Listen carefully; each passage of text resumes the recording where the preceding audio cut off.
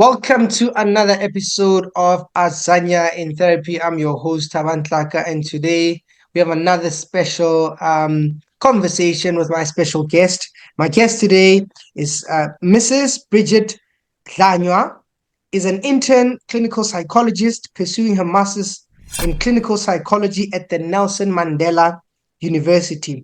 She is recognized for her leadership and academic excellence. She has received awards such as the SISA Emerging Leader in Psychology in 2022 and the SISA Student Division's Chairperson Award for Excellence. Bridgette is committed to making mental health services accessible and relevant to diverse South African communities. And welcome my guest today and your guest, Ms. Bridgette. How are you? I'm good, thanks. How are you, Thabang? Thank you for having me on your Well, platform.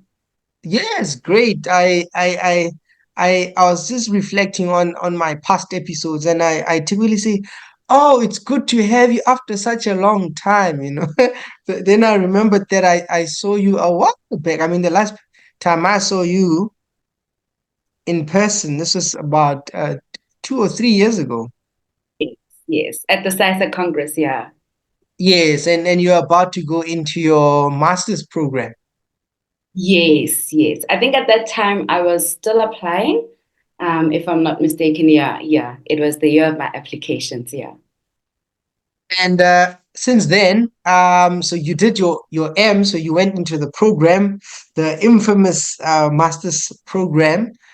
Before we get there, maybe share with us, how come you were interested in psychology? Sure. That's an interesting question. I think when I was still in school, I was actually interested in OT, surprisingly. But my mom has always been involved with communities. She worked as an HIV and AIDS coordinator at our local municipality in Kroonstad. So from a young age, I've really been exposed to her working with communities and offering sort of informal counseling because she did psychology and education because she was also previously a teacher. So she sort of offered counseling at that level and people would call on her if they were having some issues in their home. And most of the time, because she was a single parent, I would always scurry along and watch from the sidelines. So I think from then on, that really sparked my interest. So I've always had it as a second option in my studies. But when I got to first year, I finally decided that I actually think that this is something that I want to go full time into because I realize the impact that it has, especially in our communities, especially because it's a field that is so underrepresented in marginalized communities. And I felt that I wanted to make a difference in that space.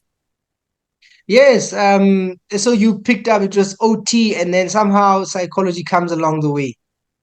Yes, literally, that's how it happened. Yeah, and do you pick it up whilst at varsity, or is during your with the work your mom was doing? And so when are you introduced to it, and when do you say, yeah, but I think this is what I'd like to do? So I think in the beginning, I got into psychology accidentally because I had applied and it was my second choice. So at the University of the Free State, I had not gotten in for OT. I got in for psychology. And then I went to the orientation. I was like, you know what, it's fine. I'll just change when I get to second year. And then while I was doing my orientation at UFS, I got my study pack from UP for OT, but I couldn't go over because I'd already gotten funding at UFS and everything. So my plan initially was always that in second year, I'd change back to OT and reapply. But then once I started engaging with the content and doing all the modules in Psychology 1, that's when I realized that I think I might have landed in the right profession for me because it just aligned so beautifully with what I believed and the impacts that I'd liked to have in communities, such that then OT sort of took a back burner and I now made the decision that this is what I want to do and this is what I'm sticking to. How amazing, it's so interesting how we fall in love with things that we didn't plan to, and we just get into the Literally. place. So yeah, so you now find psychology and you're enjoying it. You think, oh, forget OT. This is something also interesting. You pursue it, and then along the way, I mean, did people scare you? Did they tell you, you need to have a certain average to get into the honors program? Not everybody makes it. Did you get that kind of talk? Absolutely. Yes, I think the first session that we had at the university, the lecturers were explaining very explicitly to us that just because you're doing this degree doesn't mean you're going to be a psychologist. You need to do your honors, you need to do your masters. And at that level, I had never really been exposed to people who studied at that level. My mom did have an honors degree, but the concept of having a master's degree seemed a little bit so far-fetched, if I can put it in that way, that it was quite daunting. That what do you mean that this degree that I'm studying towards, I can't really do much with it and I can't really have the impact that I want to have with it. So I think on my side, I had very little exposure to what it means to actually study psychology and to actually become a psychologist, that it was very daunting being exposed to that. And I think in undergrad, through first year to third year, you're always reminded that the honors classes are much smaller, the master's class even smaller. So listen, if you make it, it's by some miracle. So that was always at the back of my mind that sure, we need to work really hard if that is the end goal. And and so you work hard, right? And you get into honors. And when you go to masters, applying, was that difficult for you? Did you go to a lot of interviews? How did you find that process? Yes, so that process was quite difficult for me. I think I had been out of the game for about 3 years, plus or minus, trying to apply and trying to get back into psychology. And at that point, I think what we also see with a lot of students, and what was my experience, is that you end up feeling maybe I made a mistake, maybe this is not for me, because you see, especially with your other peers in other professions, how they just like they're moving, they're getting into work, and you are turning 23, 24, you don't have a job, your employment prospects are so slim, and also trying to explain to families that I will eventually get in. And, and they That ask, I and when want to they say, ask, and it's really awkward. yeah, Yes, because it's like you're holding on to this one dream that no one else understands or no one else can see that you really will end up there. So it really is such a sure. I can't imagine anything else that is like that feeling. It's quite sure. And when you do finally get in, it's such a huge sigh of relief that, oh, thank goodness, at least now I know I didn't make a mistake. Going all out for this one thing that I was not even sure if I will actually make it in, because the chances are like almost slim to none, if I can say. Yeah. yeah, yeah. I mean, I remember when I got into two institutions, right? And um I remember I was sort of weighing where I was gonna go. So there's one lady at the one institution. I said, I'm not sure which one I must pick. So the lady says, then I was thinking, I might pick this other one. I won't mention any names. And then she's like, are you stupid? Do you know how many people applied? Right. And it was, I think, about over 300, 350. And then you have to make it to like final eight. And I think people don't get how hard it is Hmm. to get in, how rough it is, right? And Yeah. so you make it in, and I'm imagining, I don't know if you had mixed feelings, because there's this ambivalence, like there's this thing you pursue for such a long time, and sometimes you even fantasize about it, you create these ideas about it, and then you start doing the course. And what was it like for you finally getting in, doing the master's program? Were you like, oh, this is great, this is what I was looking for? Or were you slightly disappointed? Or, what was that like for you? Yes. So I think with my story, it just keeps getting interesting because when I finally did get in, we were going through a bit of a rough time as a family, because my mom had recently gotten a cancer diagnosis, but luckily we had caught it early. But still, just that all the emotions that come with that. So I remember when I got the call, and the university that chose me, they also call with private number. So Mm. that experience was like, is this for real? Like, is someone pranking me? It was so surreal, that it really took me a long time to finally be like, I'm in. And then when I did finally get to that point where like I'm in, then it was like, oh, but like there's so much else that's happening at home. My mom has to go for her chemo treatments, she has to go for her surgeries. And since I mentioned that she's a single mom, we lived together. So there was no one else really in our town. So when I had to leave, literally day one of M was my mom's first chemo treatment. So just that gamble thinking, is this the right time for me to go also? But I've worked so hard for this to finally get to this point. So what do I do now? Do I leave my mom when she's about to go through one of the most challenging times of her life? But also we've both prayed and hoped so much that this day would finally come. So eventually then we did decide that I go, because again, waiting another year to apply, it's such a gamble. I'm not sure if I will get in another institution. So then I decided to take the decision. I think going in, I had so many mixed emotions. I worried all the time, if am I making the right choice? But I think the embrace of the university that I had gotten into, and I think that it was such a grace for me that I got into a university that really used such a humanistic approach that I couldn't have imagined that reception from academia, because it's such a cutthroat environment. We're all pursuing this one thing. It's very competitive. So I wondered if I'd have the strength and the grit to actually carry out what is expected of me. But when I got there, I think the reception and the welcoming provided such a containing environment for me that even though I was going through so much, but I was still able to perform because the environment was conducive in that way. So going in, everyone talks about how hard it is, how hectic the schedule is, and they're absolutely correct. But I think that the human approach just made it so much more bearable that I could still give it my all, even though I had so much other emotional things going on for me at that time. I mean, that's interesting for me because Shu, what you're describing, going into a master's, a psychology master's program with what everything that's happening on with your mom. I mean, that's heavy, and the course itself, you must learn all these diagnoses and do assessments and see clients and patients and do all these things. And what you're saying is that you found a supportive environment. It's almost that we expect academia to be cutthroat, but you were accommodated. So there's something about the institution, but I'm also becoming aware that, but there's also something about you as well, because the doing the master's program, affects people, and where does the grit come from for you? Because I don't imagine that most people would be able to juggle both.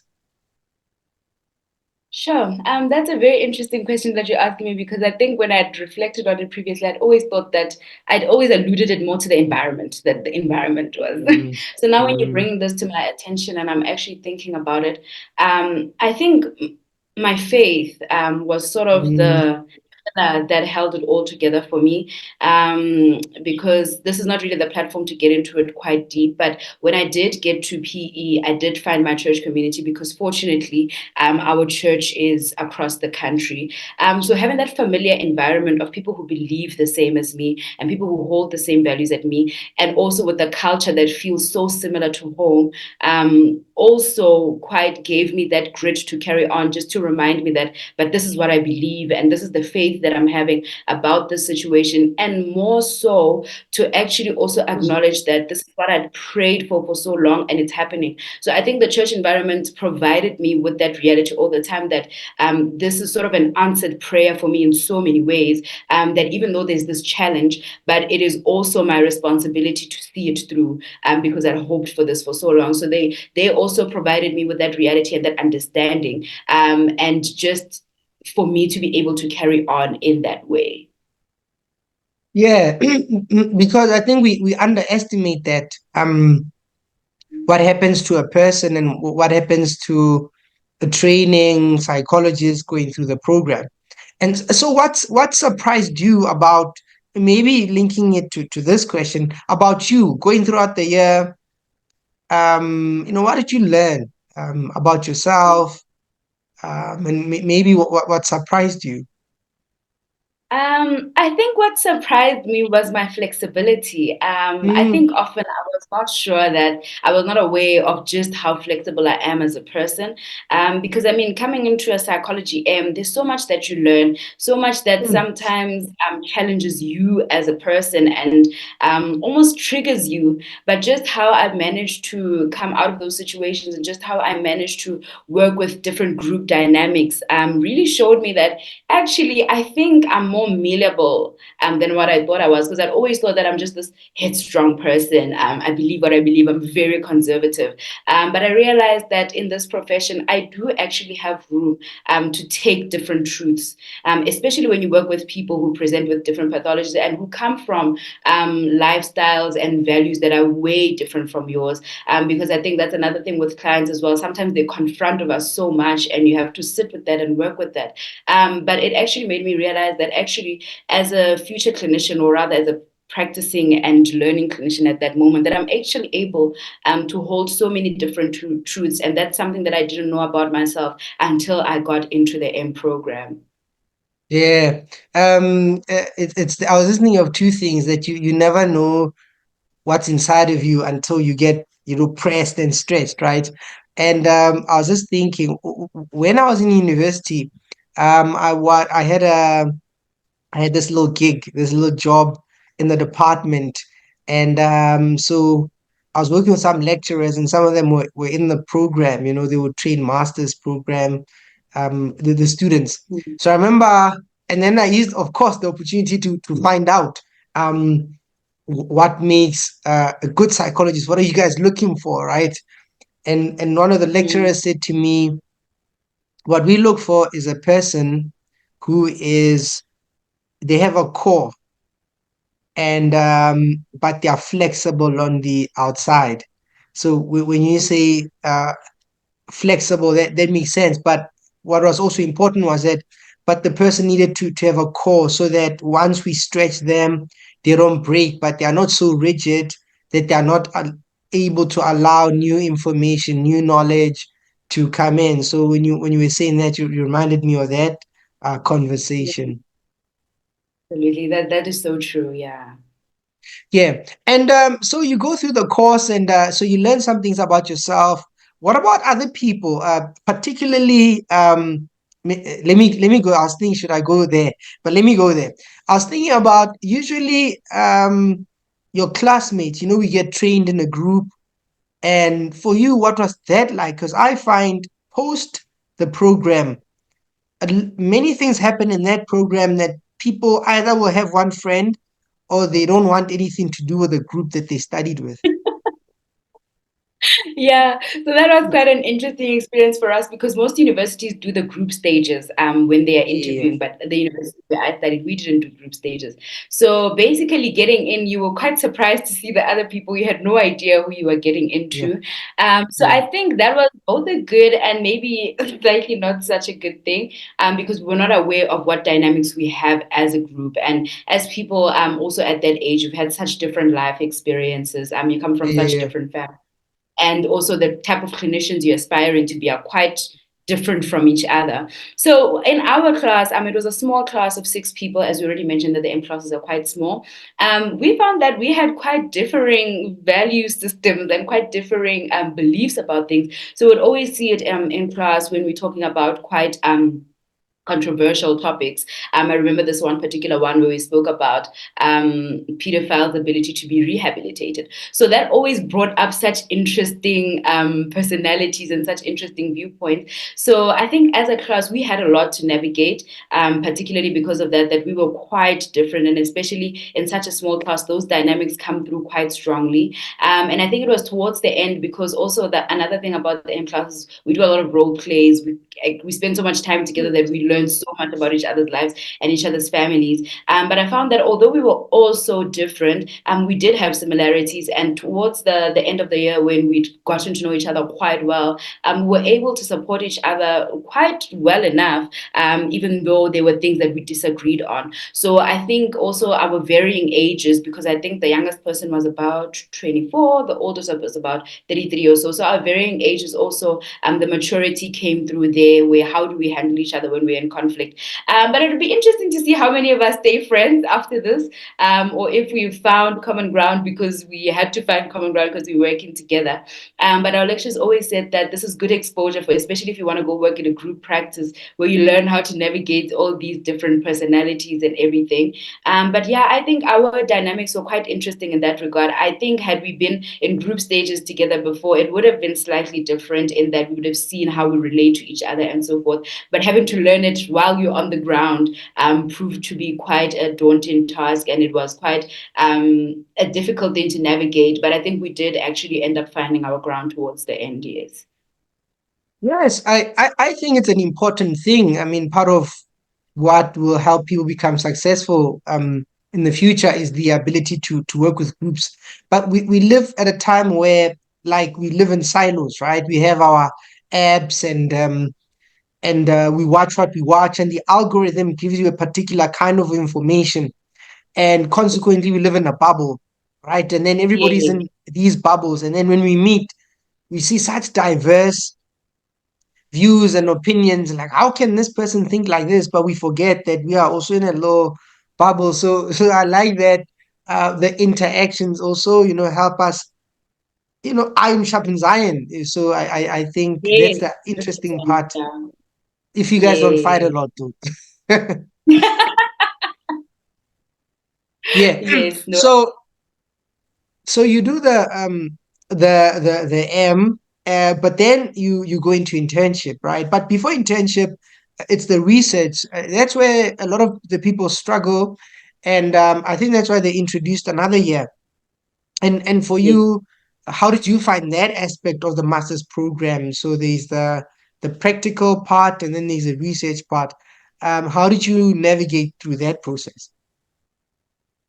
Sure. I think for me, because I had mentioned that I had been out of the game for a while and then I got back in, the academic writing, particularly of research, was quite daunting, especially having to juggle that with coursework, because it is in the M1 year where you are supposed to generate your proposal, get it through ethical clearance, and all of that. So having to juggle that, also, I think for me, research actually, sure, it challenged me a bit because I was not used to that kind of writing, I must say. And I'd never really, when I thought about a master's program in psychology, I don't think research was on the top of my list of the things that I'll be doing. It's sort of always that Yeah, back burner thing. But now you are doing it and you are doing it at a master's level. So there's certain expectations about your writing, about the ideas that you're putting out. And I also have quite a lot of ideas of what I'd like to contribute. So also just trying, the lecturers will always say, it's not your life's work. Like you're not trying to change the world. Just scale it down a little bit. You'll do all this in yeah, PhD where you are doing these great ideas and everything. So firstly, having to come to terms with the type of writing that is expected, and then obviously also secondly having to bring yourself in with the ideas that you have, all these change the world ideas. So for me, I think that that was the trickiest part of the M, if I'm being quite honest. It still is because I'm still busy with my paper writing it, and also just that shyness of your supervisor reading your work and giving you feedback. It's like, sure, you want to go into hiding for a week after getting those corrections. So it's such a personal experience. Sure, it was quite something, I must say. I think I'm still wrapping my head around it. I'll probably have a better reflection once I'm actually done writing it. But I think for me, that was the most challenging part of the M degree as a whole. yeah. I think growth all around, and but growth is not easy. Growth is painful, but we Mhm. do grow. And now you're in your internship. You are seeing client where you work. Do you call them clients or patients, We call them patients. or is it a hospital setting? Yes, yes, it's a hospital setting, psych Because care. we've had conversations. You say client, you say patient. I um, know it's actually quite an um, ongoing debate. I was surprised that it's even really a now, thing. Yeah, yeah, even it's now. Yeah. okay. And but how are you finding that? Having studied, you're reading some theories, you're reading a textbook, and now you are seeing people and families and groups and people in front of you. How did you find the transition between the theoretical and the practical? How is that going for you? Okay, that was a big jump between the theoretical and the practical. I think because on paper things are so black and white, there's no gray areas, there's no in between. You do your formulation, this is the end result. Depressed mood lifts, like that's it.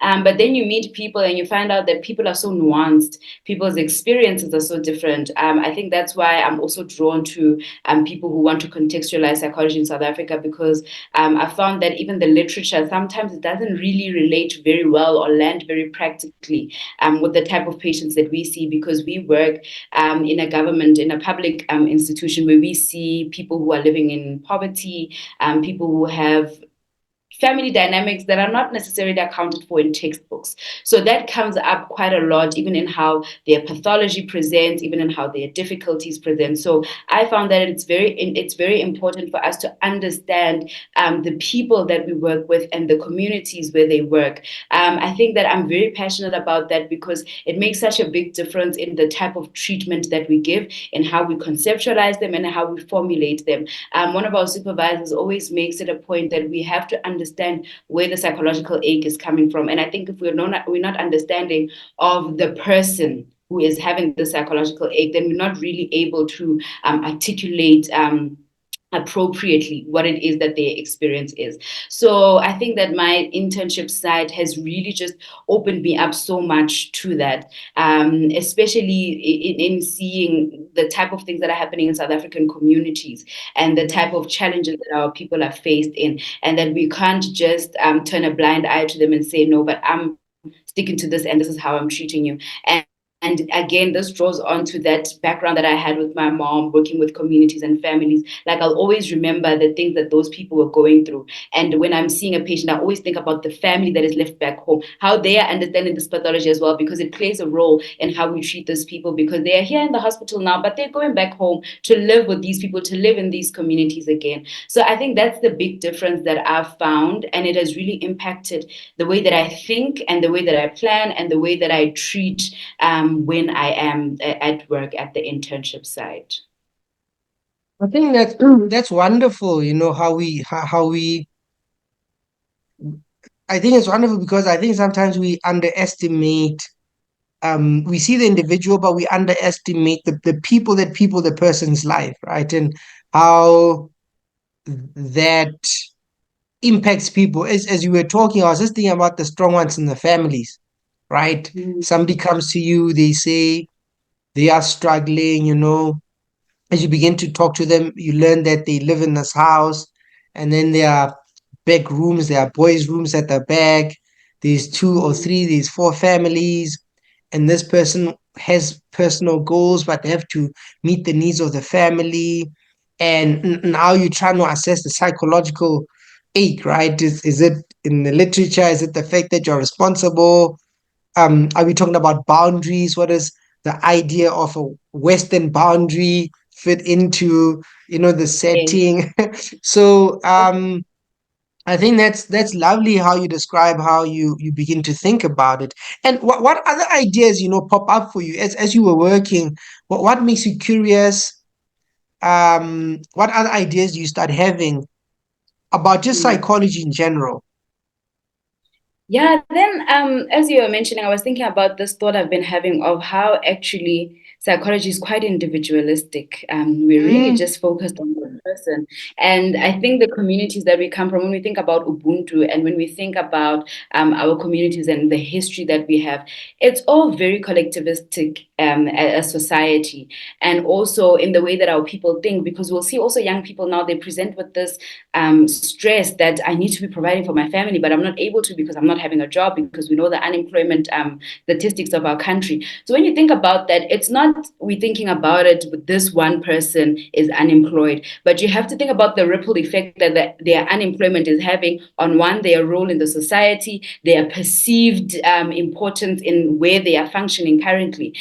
So I've really been grappling with that idea that how individualistic we're trying to make this be. And I think if we're going to say that we want to make psychology relevant to the people that we're working with, we have to sort of confront that truth and confront that is this thing working for the people that we are saying that we are giving this service to? And I think that's part of the reason why so many people are reluctant to enter into therapy, because they don't see how it can help them, because they don't see how we'll understand this weight and this burden that is upon them. Because it's true, I mean, you can just choose to ignore all the standards that have been placed on you and all the ideas that your community has of you. But is it really beneficial for the person? And I think that's what I've been thinking about a lot, is that, is the idea that I'm bringing to this person, is it helpful to them in their community? Is it something that they want to engage in? And I think sometimes that's often a truth that is ignored, or rather, let me not say ignored, because sometimes we do it unknowingly, that it's often a truth that is not explored enough. I think we really have to engage with a lot more literature. Hopefully, you guys who've been in the game for a long time will start writing on it, because I think that that's also another thing that I'm realizing, that practicing psychologists, I think we need a lot more literature from them on what they are seeing in the ground, because I think there's such a gap between academic psychology and actually practicing psychology, the clinician part of it, that I think the clinicians have to do a lot more work in publishing and in communicating about what it is that they're seeing on the ground, so that it can be represented in the literature that we engage with. No, well said. I do think we need things to be put down, and to kind of describe what's happening, the difference between the map and the territory, what's what's really going on. We need to put that out there. Maybe two more questions. The Maybe let me ask it this way. The gift that psychology has given you, because I find that there are many careers that people have, people have jobs and people have careers, but I don't know for you, but I think going into this, choosing this path has gifted me with certain things. And for you, are there things that psychology has gifted you with that either surprise you or you're thankful for, that, had I not gone on this journey, I wouldn't have known this or worked like this? Yes, yes. I think psychology has given me the gift of empathy. I always thought I was an empathetic person, like that I understand people and that I love people. But I think just dealing with people and seeing people who hold different truths, people who've had different experiences, people who are so much more different from what I would think is the normal way of doing life, like the prescribed way. So it's just made me so much more open to people and receiving them and understanding people's struggles. I think even on my day to day, when I'm not engaging with people as a clinician, I'm just so much more accepting of people and the way that they live life. And I think previously I thought that's what I was doing, but it really wasn't, because I always did have my own ideas that maybe you should have done this a little bit better. And my empathy was always a little bit more restricted than what it is now. But I think now I'm just so much more open to people experiencing life and the human experience, and so much more open to holding space, even in friendships or in family relationships, for people's hurts, and just really empathizing with them at that level, which I think that is a huge gift that psychology has given me. Psychology has exposed me to so many different people that I would have never had the privilege of being exposed to and having conversations with. So I think it has really changed my worldview for the better. Yeah. And I suppose the last question would be, but before I ask you the last question, I was just thinking about gifts, but sometimes psychology brings its own challenges, right? And I remember when I was doing my internship, I had a colleague, and she worked at I think it was the Red Cross, the Children's Hospital, and she used to go there, and then she stopped going there, and then she said that she stopped going there because she couldn't take it. I mean, she said, I could work with adults, but when I know I'm trained, but when I see how children are suffering, that I can't take. And my hope for you is that psychology gives you gifts, like a nice balance of challenges, and not too challenging, to the extent that one feels that, hey, you know what, seeing people's souls and how people can suffer, how hard that is. So I was just thinking the other side of it. But maybe a question I didn't ask you, and what does the future look like for you? Sure. It's funny because I think when you're in the thick of the M, you're not really thinking prospect Yeah, wise. yeah, you just want to get this done.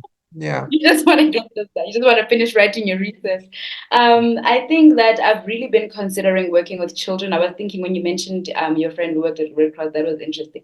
I had my first exposure working with children intensely here at my internship site. They have a child unit, and I was just exposed to so many different issues that children are faced with. And I thought that that's actually something that I think I'm interested in. So I think post ComServe, I would really look at building myself up in that way in terms of knowledge, understanding neurodevelopmental disorders, understanding children, understanding the communities that children are in and how they impact them.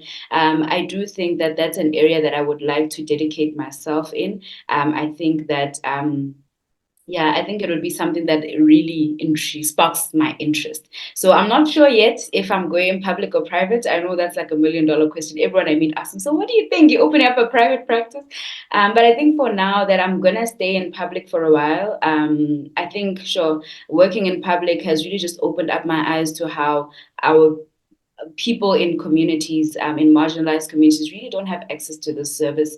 And I think that I've sort of placed the onus on me to ensure that they get good service when they do come to public. So I want to be where I am placed. I want to make sure that the service that they receive is excellent and that it is making room for their experience and making room for who they present as in therapy, just to make them feel seen and to make them feel heard.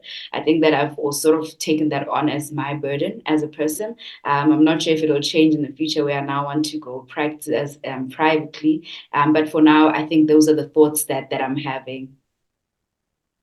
Okay. Hey, when you say public or private, then you use the phrase $1 million.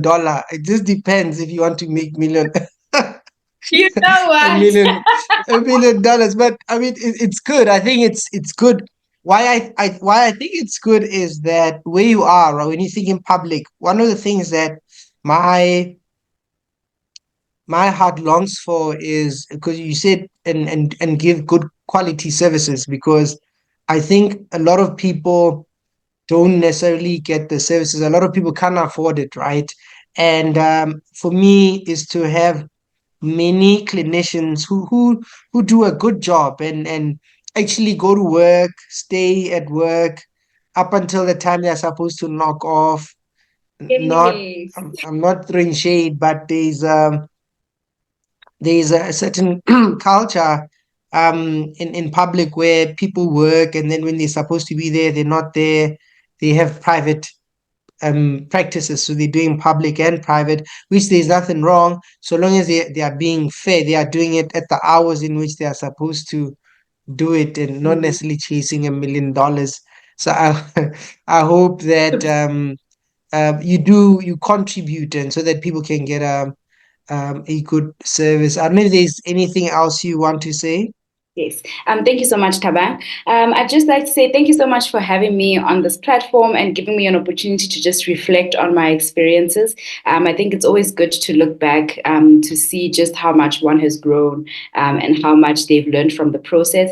And I think also just for future psychology students to be able to have a glimpse of what the process is like, because I think sometimes it's often something that's so taken out of our Mm. view, knowing from myself as well, getting into the profession, how I didn't know a lot about it. So I think just I'm honored to be able to be on this platform to share my story in hopes that it'll inspire future psychology students to also start thinking about what kind of clinicians they'd like to be and what they would like their contribution to be. So thank you so much for this platform. I'm really honored to be here. Ladies and gentlemen, that is my guest today, and thank you for tuning in.